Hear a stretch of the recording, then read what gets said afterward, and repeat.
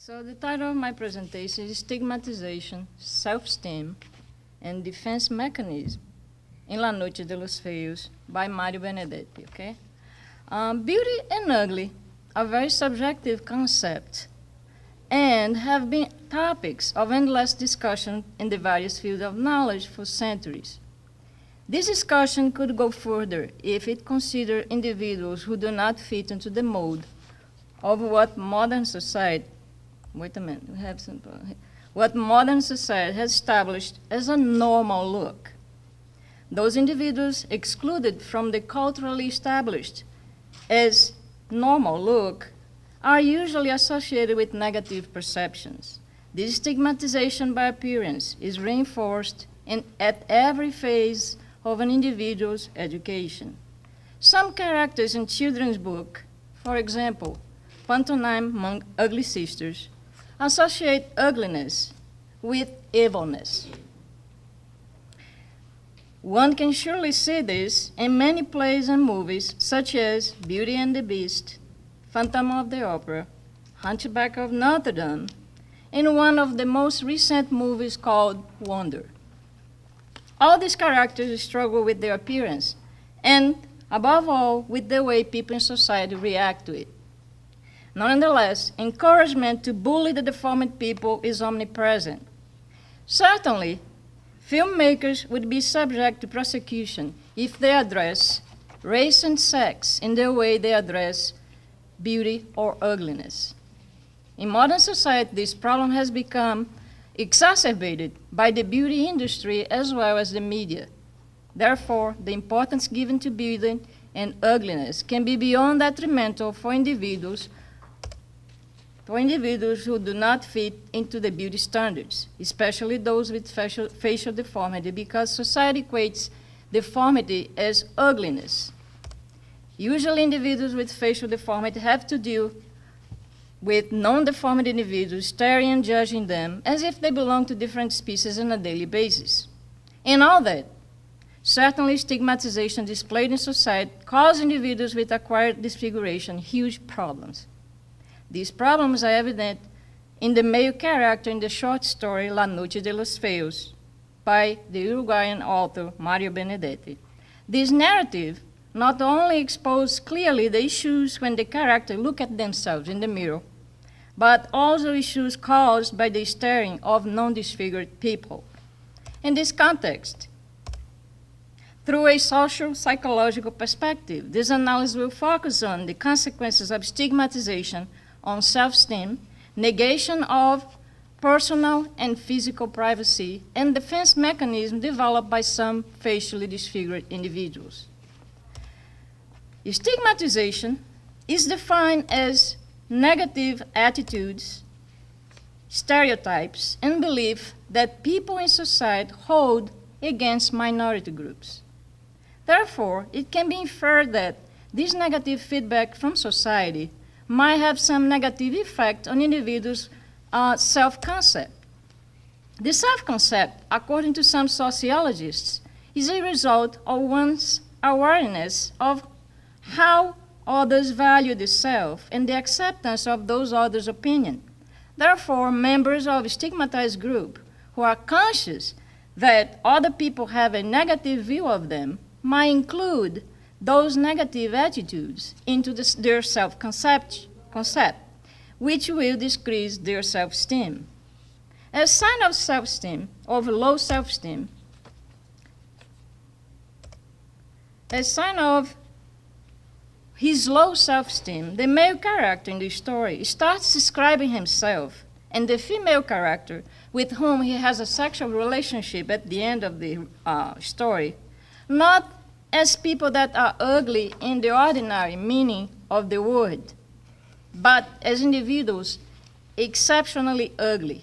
In his words, quote, "Both were ugly, even uncommonly ugly.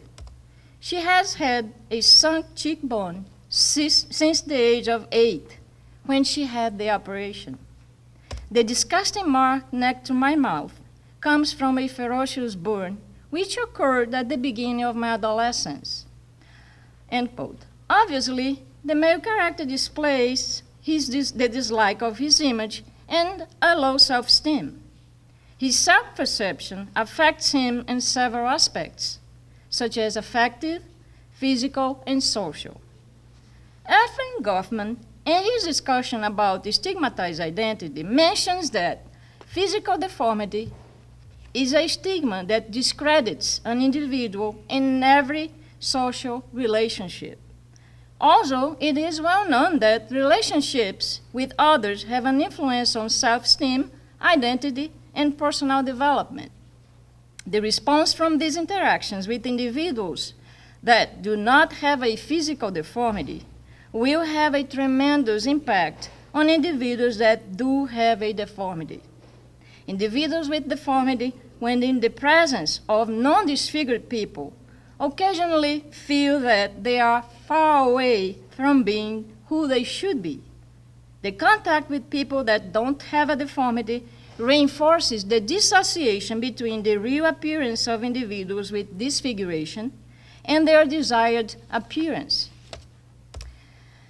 Self-esteem, the self-esteem of people, as displayed by the male narrator of the story, is strongly affected by people's reactions to their appearance. An example of this kind of reaction in the story is when the narrator describes an experience that he and his female counterpart had in a confectionery.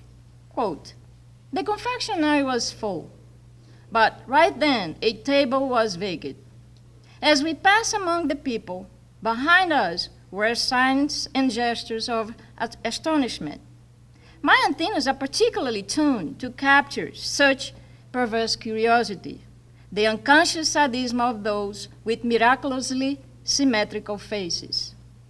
But this time, it was not even necessary to use my trained perception, since I could clearly hear the murmurs, the snickering, and pretentious clearing of the throat. A horrible single face by itself is obviously a curiosity, but two ugly faces together constitute in themselves a greater spectacle." According to Franz McGregor, a direct encounter with non-disfigured individuals, which the male character classifies as miraculously symmetric or with a regular face, perhaps is harder than seeing his face reflected in a mirror. For people whose faces are unremarkable, routine experiences like entering and eating in a restaurant, walking along the street, and standing in line might not have an impact on their self-esteem. However, these routine practices are potentially a menace for the male character. Even though he, as a human being, needs a social interaction, the undesirable attention from others, in fact, is very unpleasant and awkward. It crosses boundaries and denies his personal and physical privacy. Going to a public place without being a victim of intrusion and invasion of privacy is a civil right and a privilege for everyone, not a benefit granted only to those whose face looks common and current. However, most of the time, people like the male character in the story, in their efforts to go about in their daily activities, are exposed to visual and verbal attacks that create feelings of humiliation, powerlessness, rage, and degradation in their victims. Moreover, experiences like the one above, where the individuals with facial disfiguration go through stigmatized situations, have a tremendous impact on individuals that already struggle with self-esteem due to the change on their appearance. The external change in the male character's appearance caused by a ferocious born in his adolescence triggered a crisis of self-perception because this event has violated his preferred view of himself. In order to defend himself against some threatening implications, the male character developed some negative coping strategies, such as reaction formation, projection, compensation, and isolation. Isolation is a very common defense mechanism among individuals who have had a drastic transformation in their faces. As it is evident in one of the questions that the male character asks to his female counterpart in the story. Quote, "You feel excluded from the world. Isn't that so?" End quote. Isolation seems to be the way he found to protect himself because he can avoid all the negative feelings associated with comparison with non-disfigured people. At the same time, he can elude the non-disfigured people's reaction to his appearance. Immediately, he asks her, "Would you like to have a normal face, like the girl on the right side, even though you are smart and she, judging by her laugh, is hopelessly stupid?" In that, the male character uses compensation as a self-defense mechanism. He devaluates an aesthetic attribute that he thinks the lady struggles with, which is her appearance, and focuses on her intelligence attribute, which excels in according to him. The female character responds yes to both of his questions, which also reveal her low self-esteem.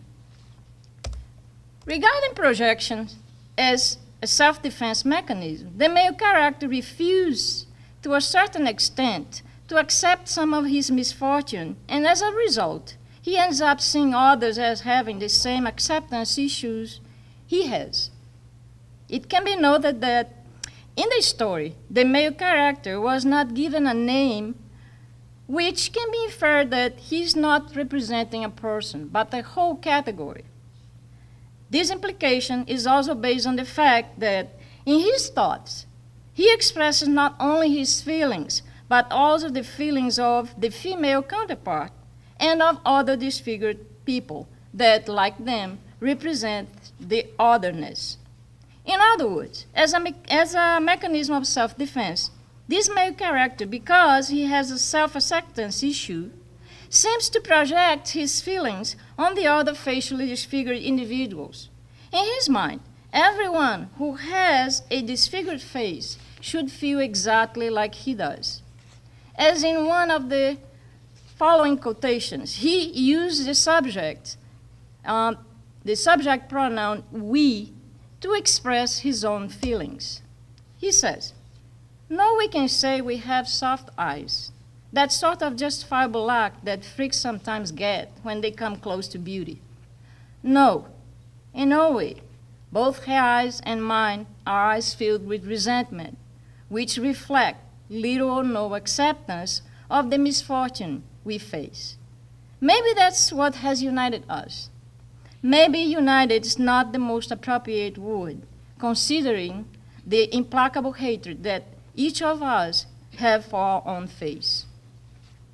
Insofar as a self-defense mechanism, this quotation also reveals another defense mechanism called reaction formation. The male character's anger and the harsh way the disfigured characters look at themselves is a way of defending themselves against esteem threat by exhibiting an exaggerated or extreme reaction in the opposite direction. Instead of being vulnerable and acknowledging feelings of pain and hurt, they would rather be prepared for some unwanted comments and looks. Still displaying reaction formation, the male character also reveals his capacity of observing and appreciating the beautiful people without hostility or antagonism towards them. In reality, deep inside, the male character despises beautiful people because they display his desired and unattainable physical appearance. At the same time, he expresses his hostility and resentment towards the one that could help him to deal with his acceptance issues. If the narrator focused on the appearance of other disfigured people, he would not need to face his incapacity of looking like the non-disfigured people. However, his admiration for beautiful people, like the hero in the movie they are going to watch, make him recognize his otherness. In the narrator's words, quote, "For an hour and 40 minutes we admire the rugged beauty of the hero, the smooth face, softness of the heroine. At least I have always been able to admire beauty. I reserve my animosity for my face and sometimes for God, and also for the ugly face of other scarecrows. Maybe I should feel pity, but I can't. The truth is, they are like mirrors, end quote. This quotation also reveals the male character's issues with anger, lack of self-acceptance, and identity. And to expand upon his affective issue, it is this sense of identification which makes him think about the chance of being together with the female character as a couple. As he says, quote, "But there is a possibility. You know, you and I can get something." She replies, "Something like what?" He responds, "Like lovers, damn it, or just getting along. Call it or whatever. But there is a possibility." End quote. However, still displaying his low self-esteem and lack of self-acceptance, the male character suggests that they should have the intimacy in the darkness, in a place, quote, "You don't see me and I don't see you," end quote. At the end of the story, while they were making love, he realizes that he has fabricated a lie, and with lots of effort and courage, they touch each other's deformity and cried until the next morning. That is when they finally seem to accept themselves and each other the way they are. As he says, quote, "We cried until dawn, both unhappy and happy. Then I got up and drew back the double curtains," end quote. Perhaps they feel unhappy because they can't look like their desired image and have a normal life, and happy because they might realize that the main interest taken in a person is connected to his or her role in life. If that role is essentially a non-aesthetic one, then an aesthetic evaluation would seem irrelevant. In conclusion, the short story La Noche de los Feos has demonstrated that societal emphasis on certain standards of beauty and the spread of these cultural concepts cause tremendous problems for people who look different. Social coexistence for individuals with facial disfiguration is an ever-present problem. As target of most negative attitudes and reactions, they are prone to develop a heightened consciousness of and sensitivity to what might be interpreted as signs of discomfort, embarrassment, or rejection by the non-disfigured people. And yet, the non-disfigured people in this story display the behavior pointed by several as detrimental to the adaptation of the disfigured people to society. From all this, society as a whole must be educated to understand disfigurement so that the readaptation of individuals with disfiguration would seem less detrimental to themselves. Thank you.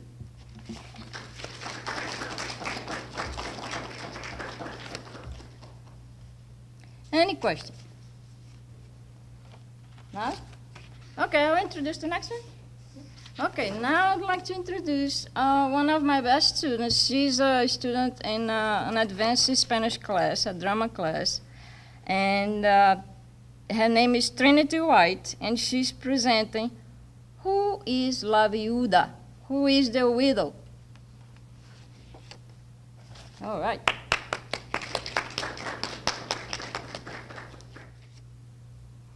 Good morning, y'all. We were reading a play in our 19th century Spanish class about the role of women, and it inclined me to further investigate the role of women in between the 15th century and the 19th century through literature. So my title is Who is La Viuda? A look at women's role in early Spanish through literature. For women in early Spain, their role in social aspect was making a transition from non-existent to becoming a privileged topic of discussion. As one can imagine, the role of women was one that was not looked upon as having significance. Like many other cultures of this time, women were depicted as subordinate to men and trivial to society. Their importance was limited to domestic responsibilities. According to the evolution of European women through the centuries, women were often considered as home angels and had functions, social functions exclusive to home chores and to care for the family. They were often valued only as possession to men, having to have their husbands consent for things such as making purchases for items other than domestic goods, making any deals or signing any contracts. There was little to no support in advocating for women's educational rights as well. In some areas of the country, only 70% of women could not read and write until the turn of the century. Through various works set in early Spain, the role of women is portrayed as insignificant. Like any other period, there were some prolific works produced by women in different areas of literature. Although we do not start to see a definitive women's movement until the 20th century, we are able to witness the first few examples of feminism, which were, during this time, exemplified through a fight for social demands. A lot of the movement was inspired by literature encouraging women's rights. Writers such as Concepcion Arenal, Amelia Pardo Bazan, Sor Juana de la Cruz, and others were known for being pioneers at a time when there was lack of educational opportunities for women. Although it may not have been prevalent to men, these ladies of literature all had one similar message: we are more than just a home angel. One of the earliest women writers was Sor Juana Inés de la Cruz. Born Juana Ramirez de Asbaje, she served as a very strong voice in the late 1600s. She was a prestigious woman in the Latin world during the 17th century, carrying the titles of a poet, author, nun, and scholar, and she was almost entirely self-taught.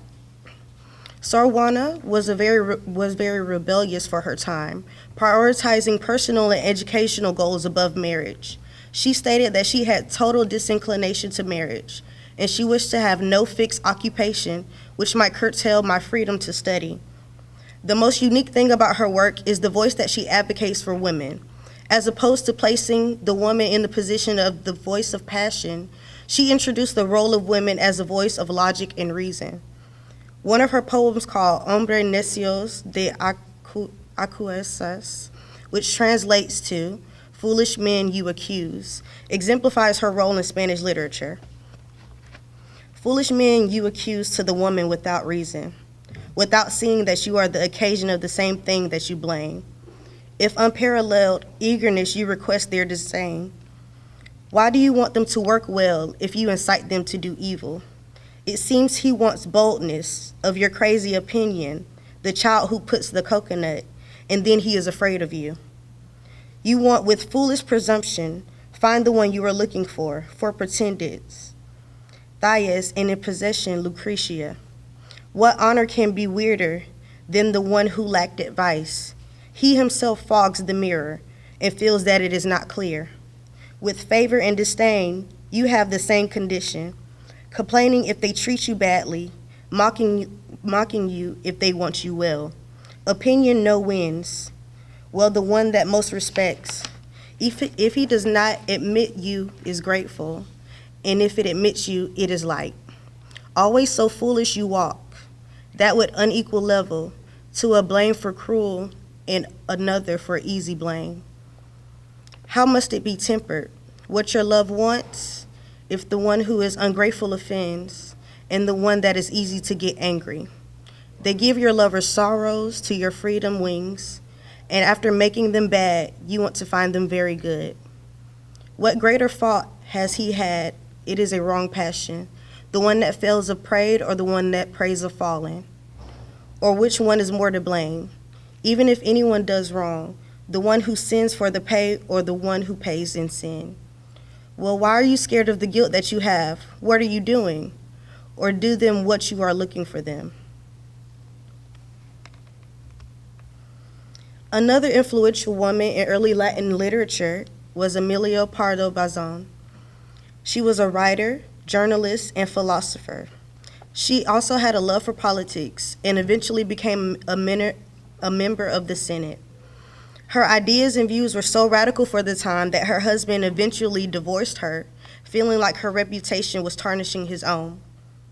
One of her most notable works, written in 1883, is titled The Critical Issue.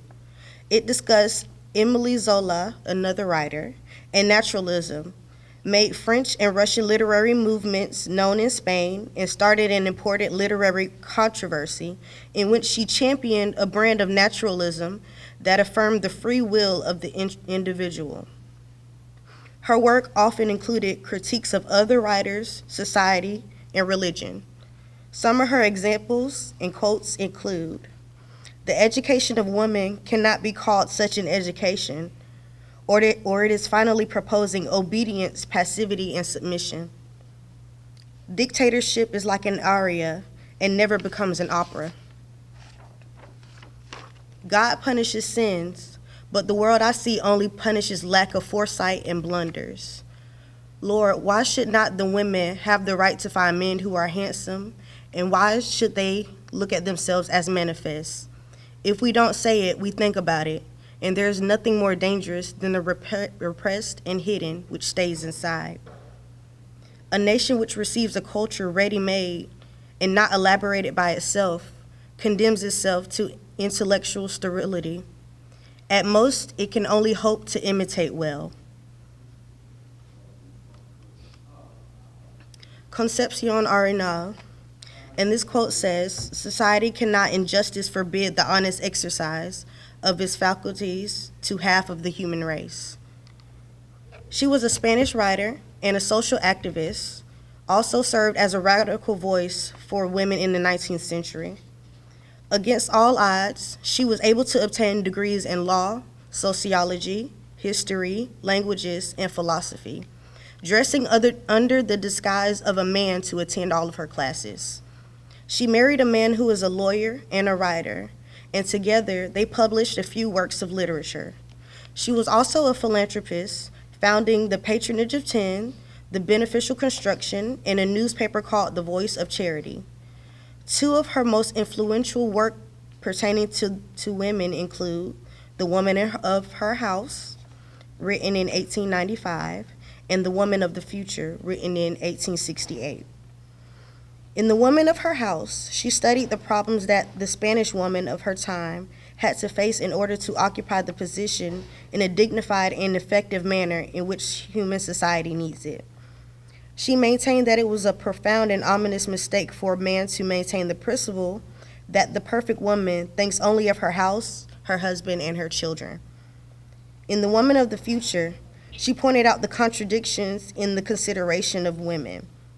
If the civil law look at women as lower than being men, morally and intellectually considered, why does this criminal law impose the same penalty when I commit crimes?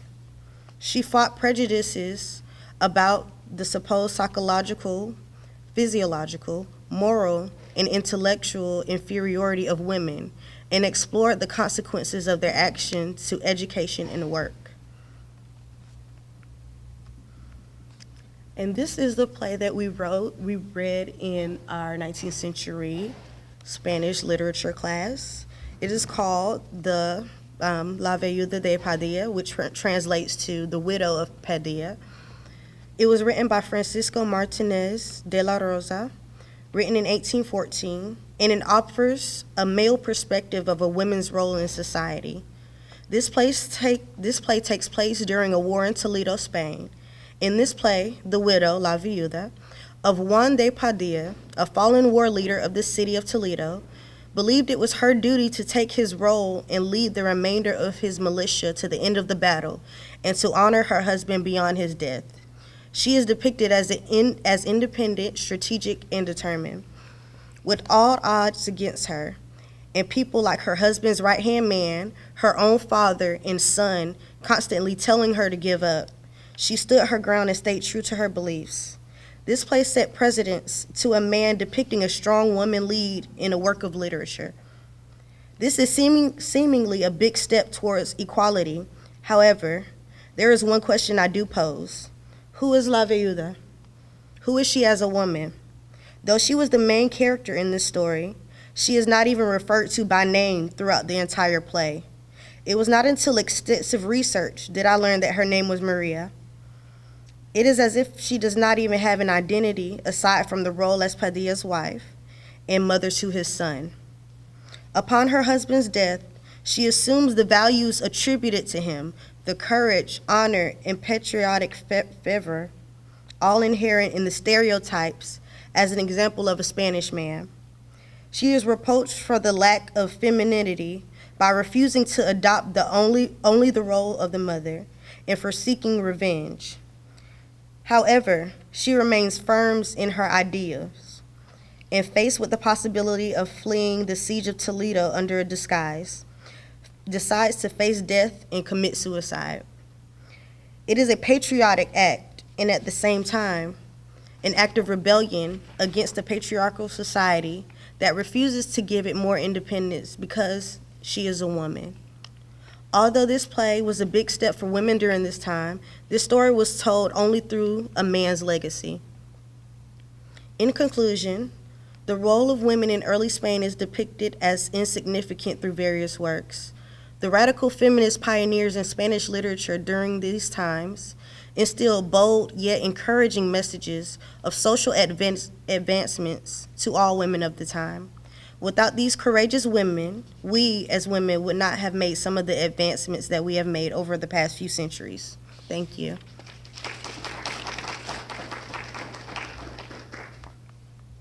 I would like to briefly talk to you about this subject. Anytime you study any type of literature, you're always looking for connections, because even though you may have something new, there's always something that's being spoken about from the past. So I was looking at, I actually don't even have a Twitter account, but I run across articles that talk about, that show certain slides and pictures on Twitter. And I was noticing one thing that was happening on Twitter, or on Black Twitter in particular, is how women, Black women, still work very hard to be heard, to be seen, and to be respected.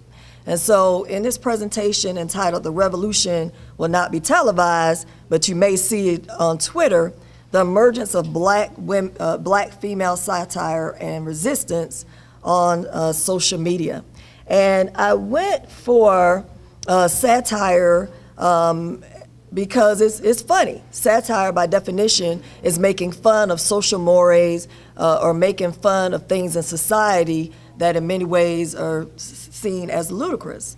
And even though we know Black women have been instrumental in creating things like the hashtag #MeToo, they also created the hashtag Black Lives Matter, I thought that I would look at some of the more lighter side of what has been done on Twitter and how even those lighter things are still very much serious.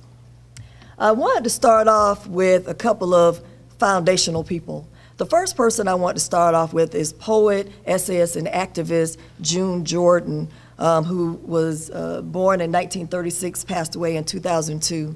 And here is a quote where she says, "I am a feminist, and what that means to me is much the same as the meaning of the fact that I am Black. It means that I must understand to love myself and to respect myself as though my very life depends upon self-love and self-respect." The other person I want to draw your attention to is Moms Mabley. Have you ever seen, even though Tyler Perry says that he's making fun of his aunts when he does the character of Medea, actually a lot of what he does is very much Moms Mabley. Moms Mabley was born in 1894. She passed away in 1975. And she was a comedian. And as you can see, when she performed, she put on a house coat, a hat, she took out her teeth. But she oftentimes, though, talked about things that you wouldn't expect a so-called old lady to be talking about. For example, I have 3 quotes from her. "Love is like playing checkers. You have to know which man to move." Or, if you don't want your children to know the truth about life, don't send them to the theater to see moms, because I'm going to tell them the truth. And also, a woman is a woman until the day she dies, but a man's man only as long as he can. So, yes. And so she's famously would talk about things like, young men, for example. The only thing an old man could do for me is point me to the nearest young man.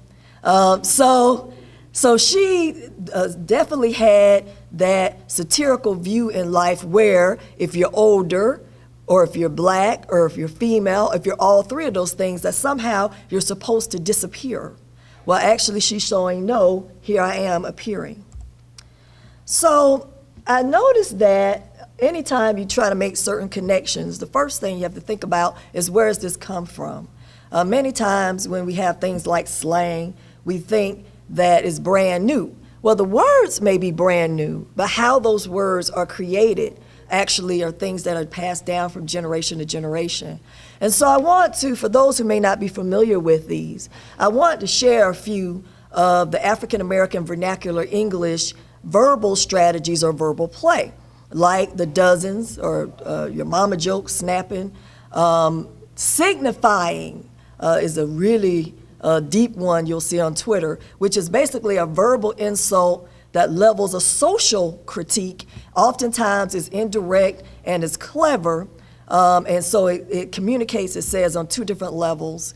And then also loud talking, publicly divulging another's personal informations others would not have known. And I got that from theorist Geneva Smitherin, who works in linguistics and education. So let's start with one. So the hashtag Stay Mad Abby. Where this came from. This came from the case of Abigail Fisher versus the University of Texas that was challenging affirmative action practices in their selection of their students. What happened was Abigail Fisher was unable, who was a white young woman, was unable to get into the University of Texas. She was only able to get it basically waitlisted. They say you can go to another university for 2 years and then you can transfer to the main campus. Her case, however, was chosen by those who are against affirmative action in education because what happens is in the state of Georgia, the state of Texas, the top 10% of students automatically get a bid to one of the major universities. Abigail was not in the top 10%. So then the next part was, then you could be put into a larger pool, and then that pool had included in it things like extracurricular activities, your essay. It also had race included as one of several factors. So not the determining factors, but as a holistic view of factors, which they took all the way to the Supreme Court. By the way, Abigail Fisher had a 3.59 average, and she had a 1180 on the SAT. So she was a good student, but she wasn't in the top 10% of students. And yet she still felt that she should have been given a space in University of Texas, and going under the assumption that the space that should have been hers should have gone to some white student and not a black student. So in that, you already have racism in that thought, even though she felt that she was fighting against racism. Well, you started having students start this hashtag called Stay Mad Abby, where you had graduates of the black graduates of the University of Texas actually start posting their graduation photos with the hashtag Stay Mad Abby. As you can see here, she says, I graduated May 2012. Abby would have been my classmate. You really tried it. Bloop. Stay Mad Abby. Black Texas X. And then the other one has Stay Mad Forever, you pasty Pop-Tart. Stay Mad Abby.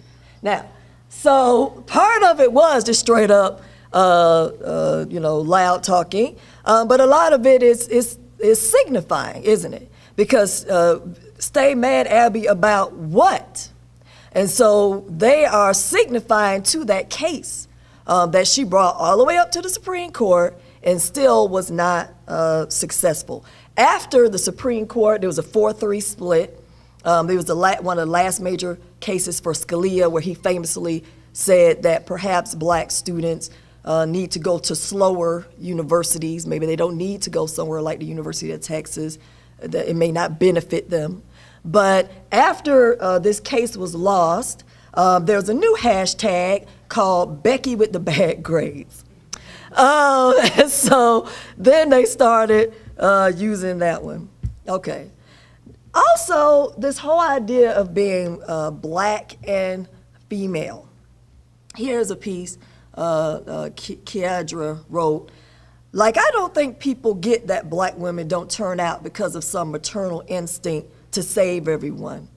We get usually hit first and worst by oppressive policies, so we are saving ourselves. You just benefit. And this is a tweet that she produced after the election, I want to say in Alabama, where we had the Democrat that wasn't expected to win, that black women were basically very much instrumental in that victory. So thinking about that intersectionality, I want to show you a couple of slides from the Women's March. Now, if you know anything about the Women's March, it took place after the election of our current president. And just to give you some numbers, they say that in the election, Trump won 58% of the white votes. So of those who voted, 58% of the whites voted for him. 63% of them were white men. 53% of them were white women. So he did win, even though there was a white woman who was also running for the presidency, the majority of white women still voted for the male. Women of color, black women, 94% of them voted for Hillary Clinton. Among black men, 80% of black men who voted that election also voted for Hillary Clinton. So at the Women's March, black women wanted to make it very clear that even though they do support many of the ideas that were uplifted during that movement, they had to do a little bit of signifying. One of my favorite pictures is this one from 2017, when she has, "Don't forget, white women voted for Trump." And she's standing there sucking on a lollipop. So the whole unbothered sort of stance that she has is definitely, signifying, but also kind of loud, talking that this is sort of kind of your fault that this is happening. You can't blame us. Then if you look over there in 2017, she basically says, the black women tried to save y'all, but y'all, we just putting that out there. And she puts the percentage, right, of black women who voted in that election, who they voted for. This year's Women's March, you also have, again, some more things there. You have I'm rooting for everybody black, and that comes from Issa Rae. If you're familiar with Issa Rae, for Insecure, when she was asked during an awards ceremony on the red carpet, who do you want to see win? And she says, I'm pretty much rooting for everybody black. And so, as you can see, that made its way there. And of course, I can't see my slide. So, she says, white women, I love y'all, but what you not gonna do is F up these midterms. So again, using that verbal play to talk about something very serious, which is the upcoming election. And then also, I like the slides that talk about just this regular life. That, again, black women want to be seen, they want to be heard, they want to be respected, and they want to speak about their experiences. So as you can see here, I found this one on motherhood be like, and we can see that is Beyonce, Jay-Z, and Blue at the Grammy Awards, and she's holding Blue's snack and her juice box. So here I am, multi-millionaire woman star front row in my shades and hat, and yet here I am with these crackers giving them to my child. So this whole idea, because think about it, oftentimes when there's stories about motherhood, unfortunately black women are vilified. Every time I look around, there's always a story about how a black woman has failed motherhood in some way. Although at the same time, you have the stereotype that black men do not keep up with their children or stay with their children. So it's almost a damned if you do, damned if you don't. If you stay as a mother, you're held at this very high standard. If you leave, you also get to hold the mother at the high standard. So here I like this one because it talks about a woman being engaged in motherhood to the point where she isn't worried about being seen with this juice box and these crackers. And then also just everyday life encounters. I love the first of all meme. And so someone yells at her, "Hey, shorty," and she says, "First of all, I'm taller than you." So again, many times these memes or these things on Twitter are used to basically give a black woman's point of view. So even though people may see the humor in them, I also see the tradition in them and how that speaking truth to power comes in many, many, many different forms. So of course it comes in the very powerful and serious forms of Me Too and Black Lives Matter, but it can also come into forms such as Stay Mad, Abby. And that does it for me. Thank you.